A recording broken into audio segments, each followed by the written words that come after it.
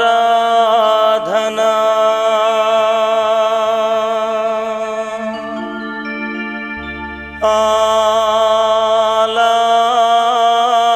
ఆలాపనా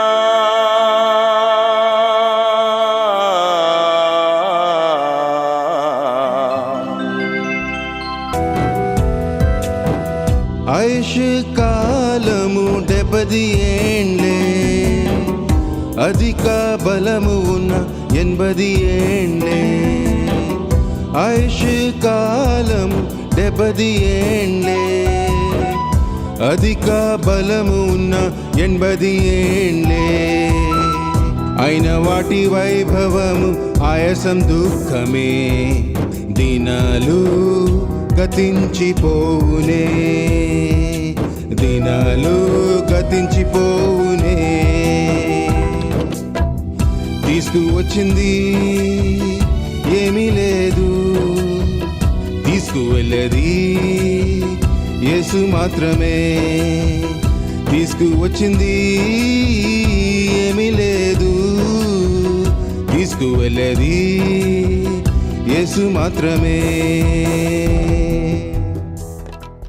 నాకు అత్యంత ప్రియమైనటువంటి ఆరాధన ప్రేక్షకులకు నజరేయుడైనటువంటి యేసు క్రీస్తు దివ్య నామమున శుభవందనాలు తెలియచేస్తూ ఉన్నాను. ఎలా ఉన్నారండి? దేవుని యొక్క మహా ఉచితమైన కృపను బట్టి మరో పర్యాయము దేవుని వాక్యమును మీతో పంచుకోవడానికి దేవుడు అనుగ్రహించిన ఈ శుభ సమయాన మీ అందరికి కూడా ప్రత్యేక వందనాలు తెలియచేస్తూ ఉన్నాను. గత వారం మణిపూరు రాష్ట్రం వెళ్ళి మన తోటి క్రైస్తవ బిడ్డలకు అన్ని విధాలుగా సహాయపడి సురక్షితంగా క్షేమంగా నేను మరల మన ప్రాంతానికి రావడం జరిగింది. మీరందరూ చేసినటువంటి ప్రార్థనలు బట్టి మీకు ప్రత్యేక వందనాలు తెలియచేస్తూ ఉన్నాను. మీరు దేవుని పనిని చేయుచున్నారు కాబట్టి దేవుడు మీ పనులన్నిటినీ కూడా ఆయన చేసి ఈ వాక్యాన్ని మీకు వర్తింప చేయాలని, దేవుడు మీ పట్ల జరిగించాలని నేను కోరుచు ఉన్నాను. ఆ యొక్క వాక్య భాగం మీ కోరికను సిద్ధింపజేసి మీ ఆలోచన యావత్తు సఫలపరచునుగాక. ఈ విధంగా వాక్యం వినుచున్నటువంటి మా ప్రియ ప్రేక్షకులు ఎవరైనా ఈ కార్యక్రమాలు స్పాన్సర్ చేయవచ్చు. కాబట్టి దేవుడు మీ కుటుంబాలకు కూడా దీవించి ఆశీర్వదించాలని మనసారా నేను కోరుతూ ఉన్నాను. ప్రియ దేవుని బిడ్డలారా, వాక్యంలోకి వెళదాం. వాక్యానికి ముందుగా చిన్న ప్రార్థన చేసుకుందాం. ప్రేమ కలిగిన మా ప్రియ పరమ తండ్రి, మహోన్నతుడా, శ్రేష్టమైన నీ నామాన్ని బట్టి నీకు వందనాలు స్తోత్రాలు చెల్లిస్తూ ఉన్నాం. ఈ సమయమందు నీ వాక్యాన్ని ధ్యానిస్తూ ఉంటుండగా వినగల చెవులు, గ్రహించగల హృదయాన్ని నాకు మాకు మీరు అనుగ్రహించి నడిపించుమని యేసు దివ్య నామమును బట్టి అడిగి స్తోత్రించి ప్రార్థించి వేడుకుంటున్నాం పరమ తండ్రి. ఆమెన్ ఆమెన్ అని చెప్పినటువంటి ప్రియ ప్రేక్షకులందరికీ కూడా ప్రత్యేక వందనాలు దీవెనలు తెలియచేస్తూ ఉన్నాం. ప్రియ దేవుని బిడ్డలారా, ఈ సమయమందు కుటుంబ వ్యవస్థను గూర్చినటువంటి కొంత వాక్య భాగాన్ని మనము దేవుని వాక్యంలో ధ్యానం చేయబోతూ ఉన్నాం. దేవునిని ఆశ్రయించి దేవుని మీద ఆధారపడి దేవుని మీద ఆనుకొనిన అనేక కుటుంబాలు దేవుని చేత దీవించబడినట్లుగా పరిశుద్ధ బైబిల్ గ్రంథంలో మనము చూస్తాం. అయితే ప్రత్యేకంగా దేవుని యొక్క నామం పేరట దీవించబడిన కుటుంబాలు, దేవునికి మహిమకరంగా దేవునికి మహిమకరంగా దీవించబడిన కుటుంబాలు వర్ధిల్లి ఈ లోకంలో దేవునికి మహిమకరంగా ఈ లోకంలో జీవిస్తూ ఉన్నారు. అయితే ప్రత్యేకించి ఈ సమయంలో ఆ యొక్క కుటుంబాలను మనము ఏ విధంగా పిలుస్తున్నామంటే, ఆ కుటుంబాలు ఆదర్శప్రాయమైన కుటుంబాలుగా మనం చూస్తాం. ప్రియ స్నేహితులారా, ఈరోజు కుటుంబ వ్యవస్థలో ఉన్నటువంటి అవస్థలు మనం ఆలోచన చేసినప్పుడు కుటుంబాలు ఎన్నో కారణాల వల్ల చిన్న భిన్నమైపోయి పతనమైపోయి పతనావస్థితిలో ఉండి చాలా భీకరమైనటువంటి స్థితిలో ఉండటం మనం చూస్తూ ఉన్నాం. కొన్ని కుటుంబాలు వర్ధిల్లుతుంటే మరి కొన్ని కుటుంబాలు పతనమైపోయి దయనీయమైనటువంటి స్థితిలో ఉంటున్నాయి. అలాంటి స్థితిగతులకు మనము రాకుండా ఉండాలి అనంటే మనం ఎప్పుడు కూడా అభివృద్ధి మార్గంలోను సమృద్ధి మార్గంలోను సంతృప్తి మార్గంలో మనం ఉండాలి అని అంటే ఈరోజు మనము ధ్యానం చేస్తున్నటువంటి ఈ 4 అంశాలు మన కుటుంబ వ్యవస్థకు చాలా తోడ్పాటును ఇస్తూ ఉన్నాయి. ఆ 4 విషయాలు ఈ సమయంలో మీ ముందు ఉంచాలని నేను ఆశపడుతున్నాను. కుటుంబము అనగానే అది దేవుడు కట్టిన కుటుంబం, మనుషులు కట్టిన కుటుంబం కాదు. గృహస్థ జీవితము అలాగే కుటుంబ వ్యవస్థ అవస్థలు పాలు కాకూడదు. మరి దేవుని వాక్యములో 127వ కీర్తనలో యెహోవా ఇల్లు కట్టించిన ఎడల దాన్ని కట్టు వారి ప్రయాసము వ్యర్థమని దేవుని వాక్యము సెలవిస్తుంది. ఈరోజు క్రీస్తు కేంద్రీకృతమైనటువంటి కుటుంబానికి ఉండవలసిన 4 లక్షణాలు వాక్యం ద్వారా మనం ధ్యానం చేద్దామా? దయచేసి కుటుంబం అంటే ఆదర్శప్రాయమైన కుటుంబం. ఈ ఆదర్శప్రాయమైన కుటుంబమునకు ఉండవలసిన 4 లక్షణాలు. 1, ఏ కుటుంబం అయితే ఆదర్శవంతముగా పిలువబడుతుందో ఆ కుటుంబము మొట్టమొదటి లక్షణం ఆశీర్వదించబడిన కుటుంబం. 2వదిగా ఏ కుటుంబం అయితే ఆదర్శప్రాయంగా ఉంటుందో ఆ కుటుంబం అందమైన కుటుంబం. 3వదిగా ఆదర్శప్రాయమైన కుటుంబం అని పిలువబడటానికి ఆ కుటుంబానికి మైత్రిత్వము స్నేహభావము ఉండాలి. 4వదిగా ఏ కుటుంబం అయితే ఆదర్శప్రాయంగా ఉండాలి అనుకుంటుందో ఆ కుటుంబం క్రమశిక్షణ కలిగిన కుటుంబంగా ఉండాలి. ఈ సమయమందు మొట్టమొదటి విషయాన్ని ధ్యానం చేద్దాం. ఏ కుటుంబం అయితే ఆశీర్వదించబడాలి అనుకుంటుందో ఆ కుటుంబం దేవునిని కలిగి ఉండాలి. ఆ కుటుంబంలో దేవుడు లేకపోతే ఆశీర్వాదాలు ఉండవు. ఆ కుటుంబంలో దేవుడు లేకపోతే అభివృద్ధి ఉండదు. ఆ కుటుంబంలో దేవుడు లేకపోతే సమృద్ధి ఉండదు. ఆ కుటుంబంలో దేవుడు లేకపోతే సంతృప్తి ఉండదు. అభివృద్ధి, సమృద్ధి, సంతృప్తి దేవుడు ఇచ్చేవి. దేవుడు లేకుండా నీవు నేను ఏమీ చేయలేం. చాలామంది ఆస్తికులు నాస్తికులు ఈ పదాన్ని వాడతారు. దేవుడు లేకుండానే మేము సమస్తమును చేయగలం. కానీ ప్రియులారా, బైబిల్ గ్రంథం సెలవిస్తుంది దేవుడు లేడని బుద్ధిహీనులు చెప్పుకుంటారు.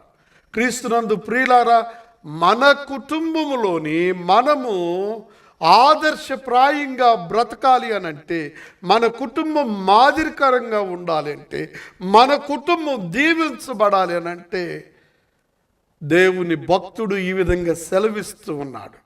ఈ మాట చెప్పాలి అని అంటే ఈనాడు కుటుంబంలో ఉన్న యజమానులు ఈరోజు ఈ విధంగా ఎంతమంది చెప్పగలరు?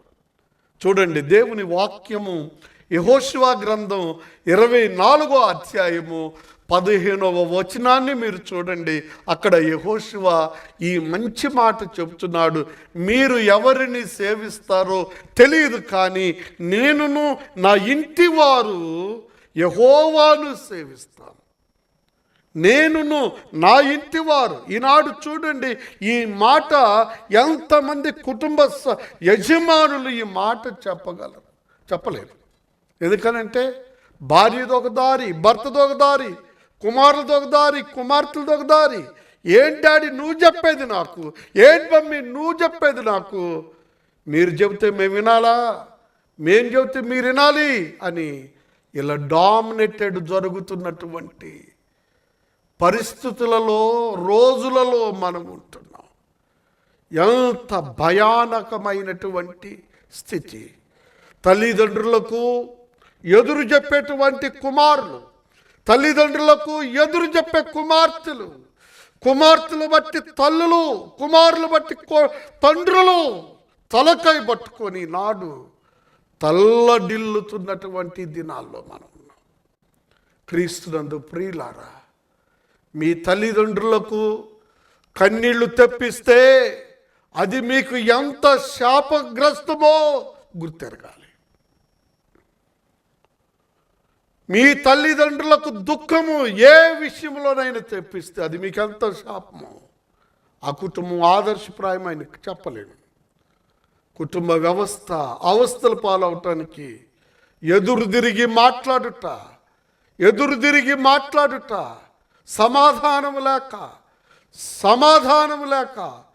సమాధానంతో కూడిన మాటలు రాక. క్రీస్తునందు ప్రియులారా, ఆదర్శప్రాయమైన కుటుంబం ఆశీర్వదించబడాలంటే మీరు ఎవరిని సేవిస్తారో నాకు తెలియదు, కానీ నేనును నా ఇంటి వారును యెహోవాను సేవిస్తామని యెహోషువ ధైర్యంగా చెప్పగలిగాడు. రెండవదిగా మనం గమనించినట్లయితే ఆదర్శప్రాయమైన కుటుంబం దానికి ఉండవలసిన రెండవ లక్షణం అందమైన కుటుంబం అని అంటున్నాడు.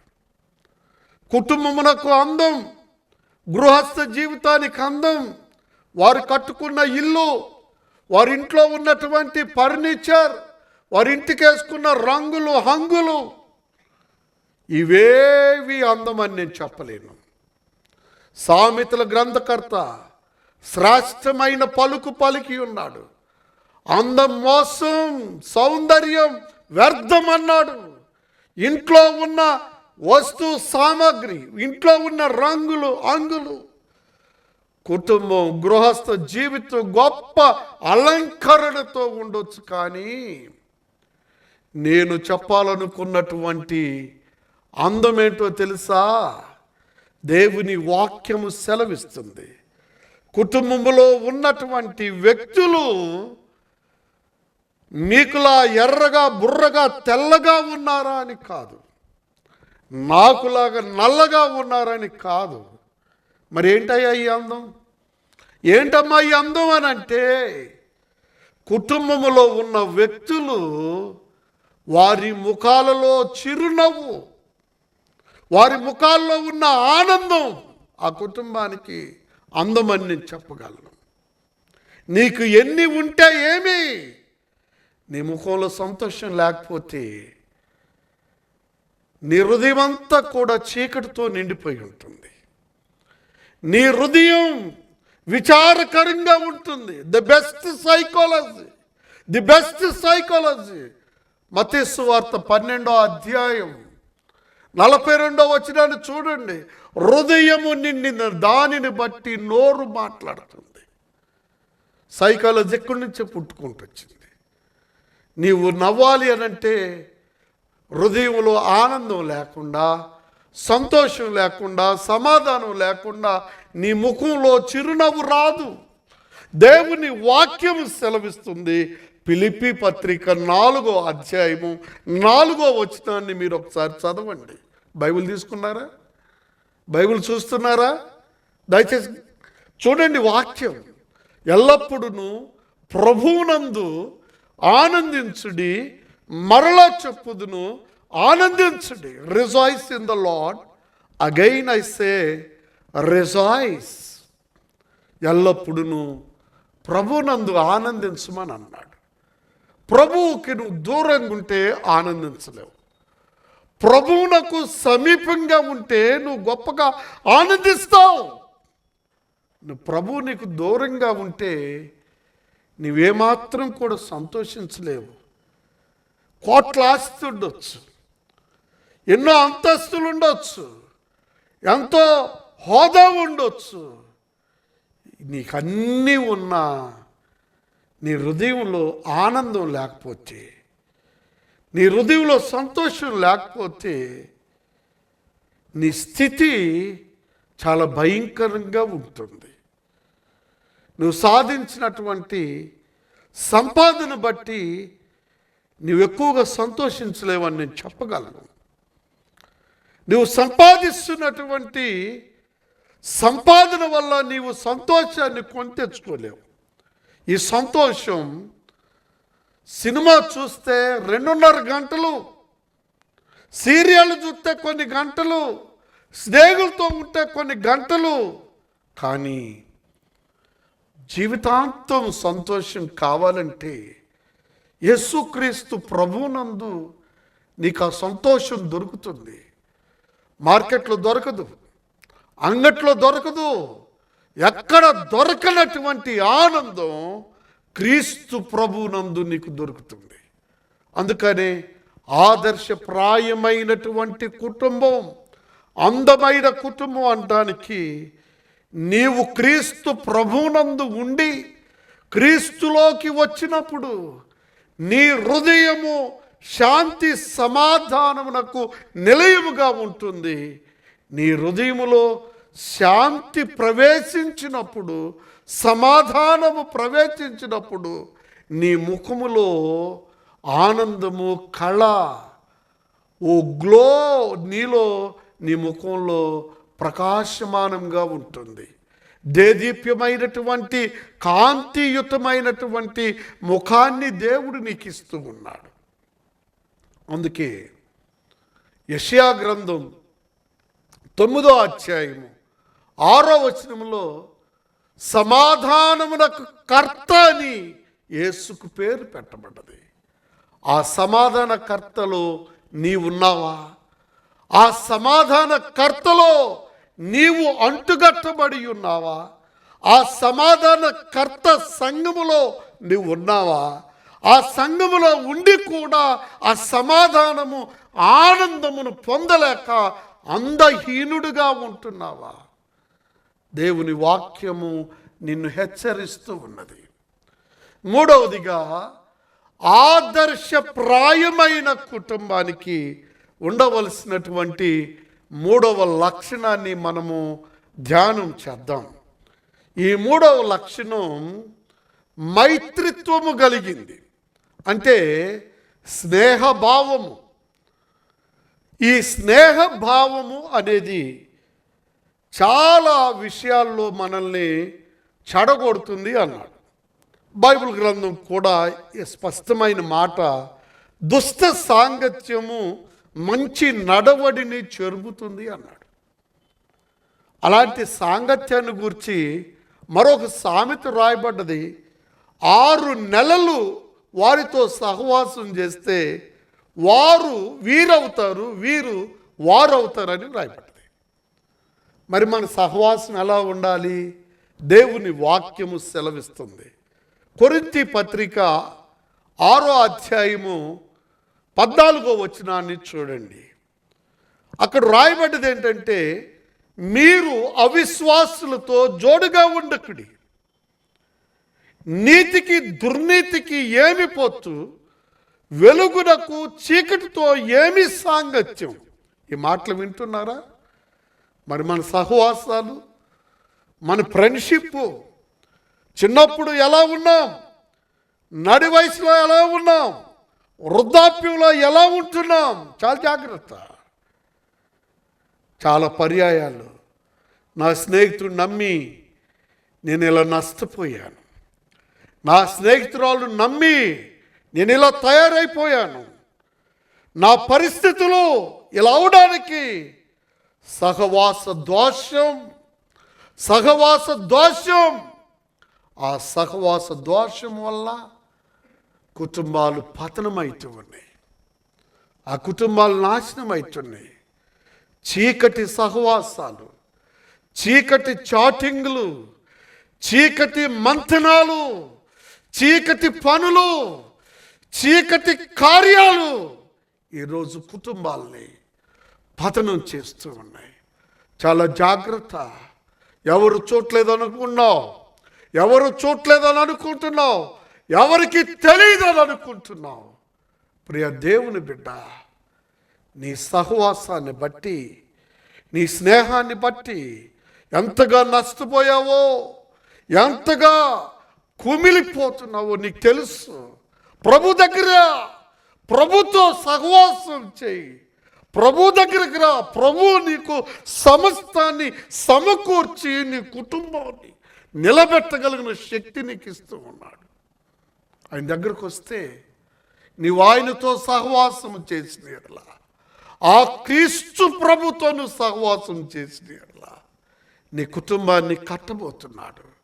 అవస్థల పాలైన నీ కుటుంబం, నీ కుటుంబ వ్యవస్థ నీ కుటుంబాన్ని బండ మీద నిలబెట్టి అది దేనికి కదలకుండా నిత్యము నిలుసు సియోను కొండ వలె నీ కుటుంబాన్ని చేయబోతూ ఉన్నాడు.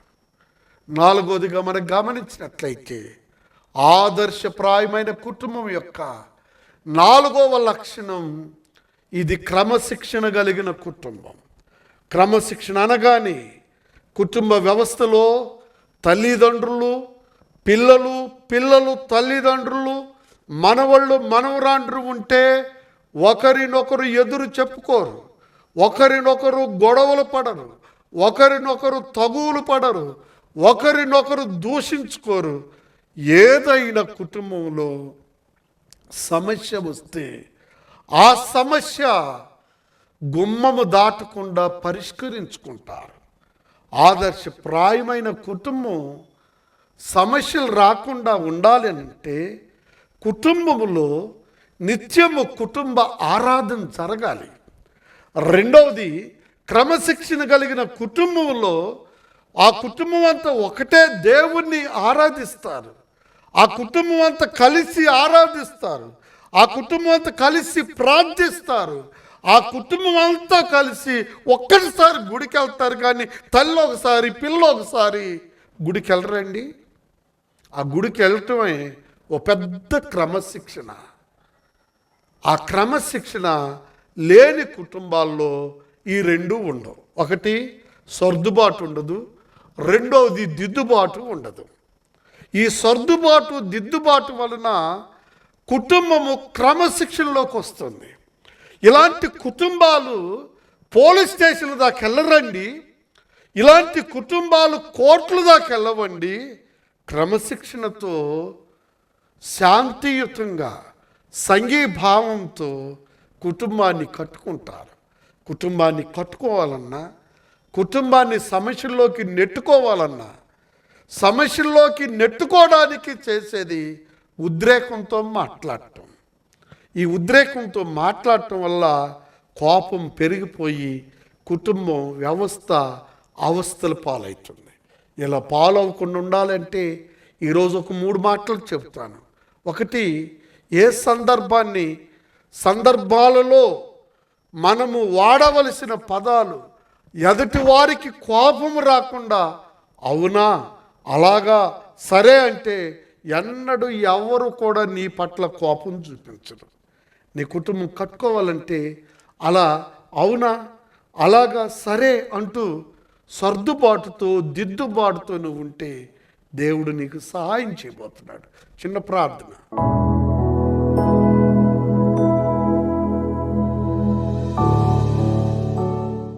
ప్రేమ కలిగిన పరమ తండ్రి, మహోన్నతుడా, మా ప్రభు జీవాధిపతి, కుటుంబ వ్యవస్థను గూర్చి కొన్ని విషయాలు నేర్పించారు. కుటుంబాలు చిన్న భిన్నమైన కుటుంబాలని ఆయన మీరు కట్టండి, మీరు కృప చూపించండి, దీవించండి. మోసపోయిన కుటుంబాలు ఈరోజు మీరు కట్టండి ప్రభువా. విడనాడబడిన కుటుంబాలను మీరు కట్టండి. కోర్టు కేసులతో మిళితమైన కుటుంబాలను మీరు కట్టండి ప్రభువా. ఆర్థికపరమైన ఇబ్బందుల చేత నాయన కుటుంబాలు విడిపోయి ఉంటే వారిని కట్టండి, సహాయం చేయండి. నిరుద్యోగులతో మీరుండండి, వారికి ఉద్యోగాలు దయచేయండి ప్రభువా. అప్పుల పాలైన బిడ్డల్ని మీరు ప్రత్యేకించి జ్ఞాపకం చేసుకోండి నాయన. రోగగ్రస్తులను యేసుక్రీస్తు యొక్క సిల్వ రక్తం చేత మీరు కడిగి శుద్ధీకరించమని, సహాయం చేయమని, మమ్మల్ని ప్రార్థించమని అడుగుతున్న ప్రతి కుటుంబానికి నిండు దీవెన దయచేయమని యేసు నామమున అడుగుచున్నాము తండ్రి. ఆమేన్.